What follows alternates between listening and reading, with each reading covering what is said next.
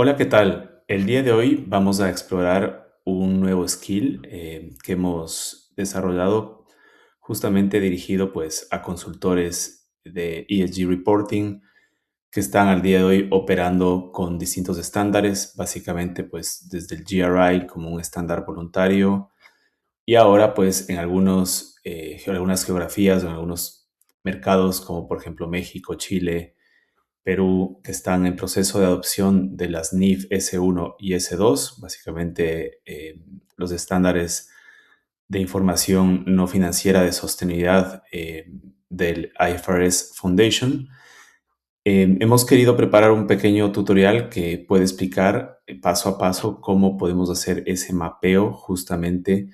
de los distintos estándares a partir de un informe de sostenibilidad y de algunos datos.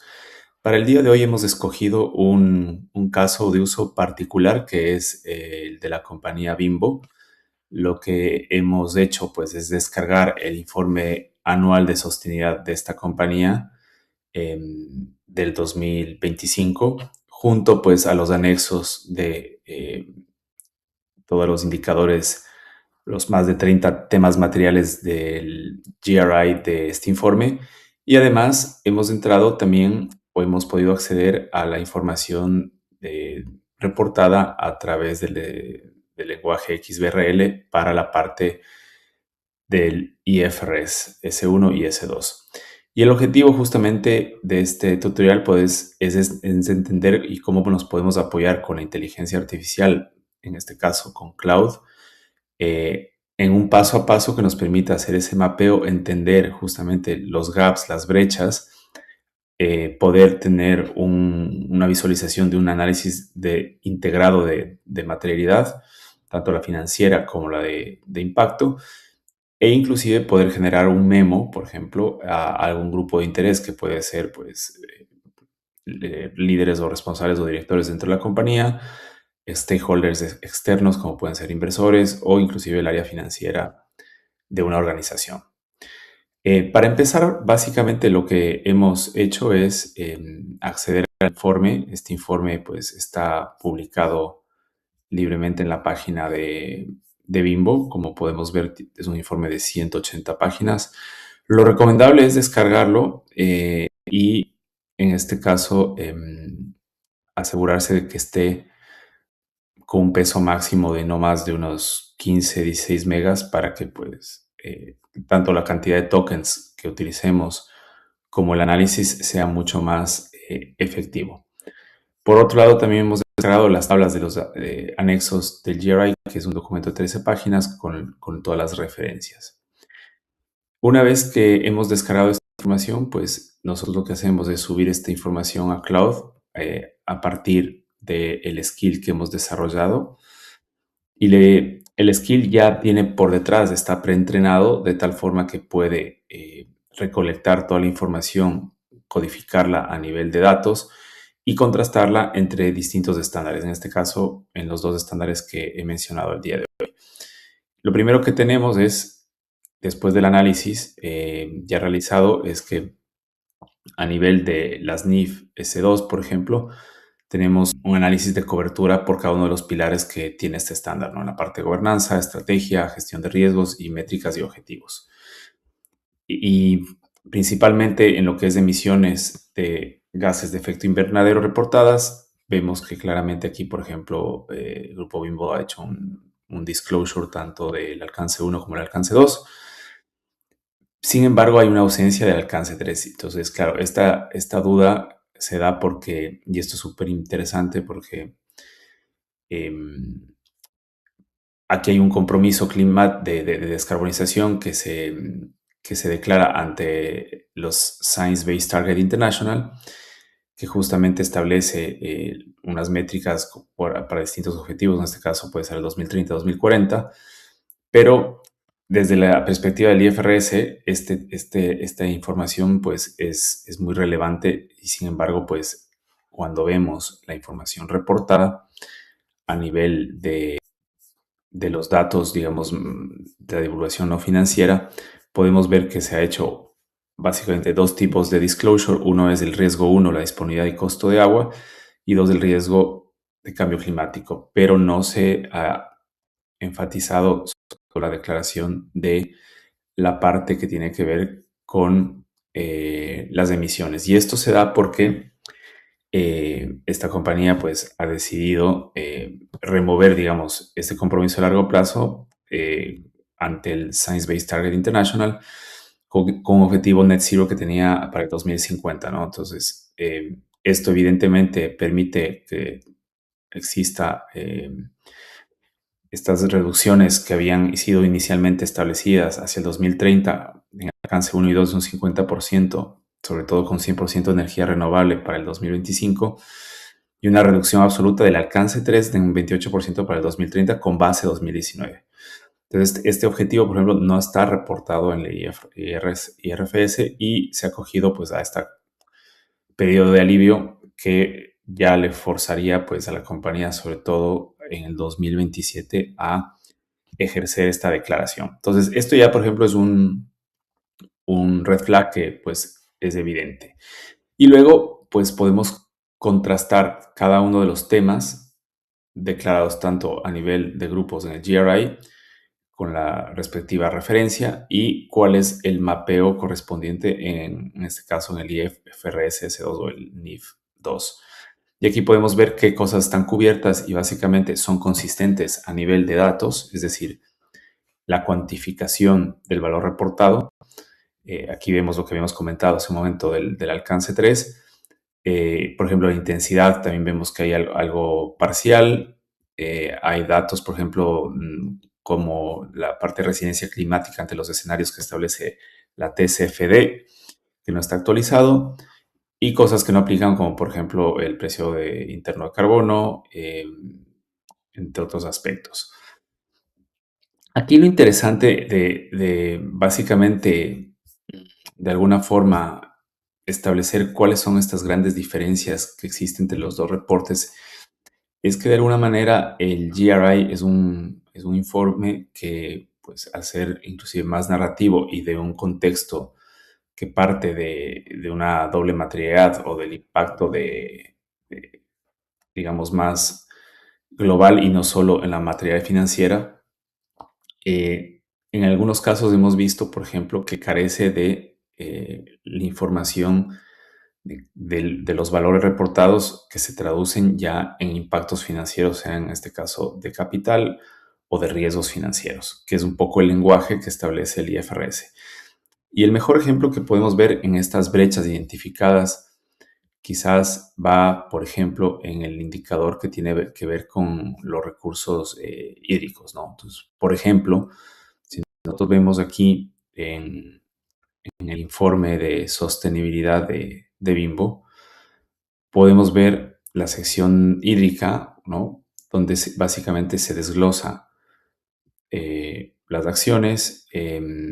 la reducción del consumo hídrico, básicamente. Y cuando lo vemos, obviamente también a nivel del GRI está cubierto, ¿no? No hay ningún problema en cuanto a los valores, tanto así que cuando vemos el mapeo en este aspecto, la extracción de agua podemos verlo a nivel de metros cúbicos y un porcentaje de estrés hídrico que se establece. Sin embargo, cuando esto lo vemos desde una perspectiva más financiera, podemos darnos cuenta que justamente el riesgo 1, que es la disponibilidad y costo del agua, que se establece aquí, hay una cantidad económica de más de 170 millones que en este caso se declaran como activos o actividades empresariales vulnerables o alineados a los riesgos y oportunidades relacionados con el clima. Y claro, ahí es cuando básicamente se ve la gran diferencia del lenguaje a partir de un mismo indicador, ¿vale? Entonces, en este caso, estamos hablando de un valor económico que no se declara a nivel del GRI. Entonces, este tipo de brechas son importantes porque finalmente tienen que estar alineadas. Entonces, este tipo de brechas y brechas como Bimbo declara explícitamente que no identificó oportunidades climáticas bajo el IFRS S1, pero es un poco inusual porque opera, por ejemplo, con el 97% de energía renovable y 4.000 vehículos eléctricos. Entonces, Claramente estos son activos que pueden generar un valor económico demostrable. Si es que es trazable, se lo puede eh, vincular a los estándares IFRS, ¿no? Este análisis, que es muy interesante, es que podemos además hacer un análisis de doble materialidad integrado, donde, claro, visualmente podemos establecer ambas perspectivas, tanto los indicadores, en este caso que son solo de impacto, y los indicadores que son compartidos en ambos estándares. Podemos ver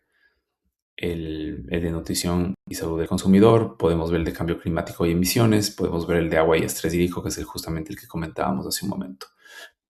El riesgo físico explícitamente material, en este caso el IFRS S2, 41.54% de activos vulnerables, que es los 170 millones que habíamos visto, con un 60% de extracciones en zonas de alto estrés hídrico. Y esto demanda un capital, básicamente un CAPEX, asignado de 234 millones, con un objetivo de tener 100% de agua tratada reusada.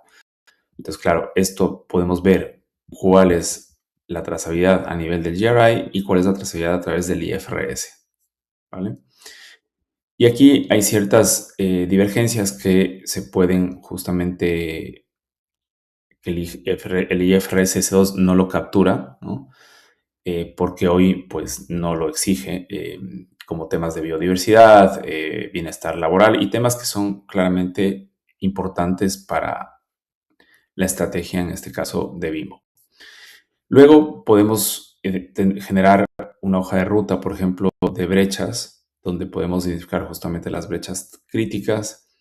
a nivel de fase 1 o fase 2 o fase 3 como temas críticos o prioritarios. Y luego una secuencia de estas dependencias para poderlas ir trabajando de a poco. También podemos generar un memo automáticamente, y este memo lo que nos ayuda básicamente es a consolidar o resumir un poco todas estas brechas que se han identificado, con el objetivo de compartir esta información, por ejemplo, con algún tipo de stakeholder, tanto interno como externo dentro de la compañía. Como hemos visto, este es un skill bastante útil, por el cual podríamos pasarnos mucho más horas indagando y cotejando las distintas variables y las distintas capas de información. En este caso, bajo estos dos estándares, que nos permita justamente alinear tanto una estructura narrativa mucho más de impacto con una estructura pues más orientada hacia la cuantificación financiera tanto de los riesgos como en este caso también de las posibles oportunidades e inversiones que van a demandar para mitigar esos riesgos. El futuro, evidentemente, de esta interoperabilidad es ir alineando estos mensajes para que de alguna forma, desde la perspectiva de quien consume esta información, sea un inversor, sea un analista, pueda tener el contexto global de la información integrada sin que evidentemente tenga que estar cruzando este tipo de datos, ¿no? La IA en este caso nos ayuda muchísimo a facilitar este análisis, a hacerlo, como hemos visto, en minutos, y el poder sobre todo personalizar ese itinerario de interacciones para lograr justamente obtener información de forma muy rápida y valiosa. Les dejamos en el tutorial, en la página, el skill para que lo puedan descargar, lo puedan probar, y básicamente algunas recomendaciones también de cómo se lo puede gestionar de forma mucho más efectiva, en este caso para Claude. Hemos utilizado en este caso el modelo SONET 4.6, pero también dependiendo de la cantidad de acciones y los tokens que se quieran gestionar, hemos pues, recomendado también utilizar el modelo Opus 4.7 en un, digamos, nivel de esfuerzo medio o alto. Está bastante bien para poder gestionar de forma eficiente también los tokens, que nos permite hacer este tipo de análisis. Es muy importante que para generar este análisis podamos precargar y darle todo el contexto a la IA, en este caso a Cloud y su motor agencial, digamos, para que pueda tener la información actualizada tanto de los estándares como el mapeo de los mismos a nivel de información y las secuencias. Y sobre todo también lo que nosotros llamamos los guardrails, que es básicamente son una serie de condicionantes de comportamiento para asegurar tanto que la calidad de información sea la correcta, como también para que la IA pueda, en el caso que decida inferir valores, pueda siempre justificarlos con una nota técnica o con un racional de cómo ha llegado a esos valores. En este caso no ha sido necesario porque se han contrastado dos fuentes, digamos, claras, pero si a partir de esto se quiere generar distintos escenarios, sobre todo, donde se asumen supuestos, es muy importante que la trazabilidad de esos supuestos esté perfectamente sustentada, declarada y con las respectivas notas. Entonces, todos estos guardrails o reglas de comportamiento son muy importantes configurarlas de cara a que el output o el entregable que nos dé la IA para el proceso que queramos tenga la mejor calidad posible. Y como siempre nosotros lo mencionamos, nada de esto sustituye el criterio humano y sobre todo la responsabilidad sobre este trabajo. Es decir, la IA es en este caso, un agente que nos va a acompañar en este proceso, nos va a ayudar a eficientar el tiempo, hay que aprender a gestionarlo de forma correcta y sobre todo entendiendo de que esto es una ayuda, pero no exime la responsabilidad de auditar, de verificar la información, de contrastar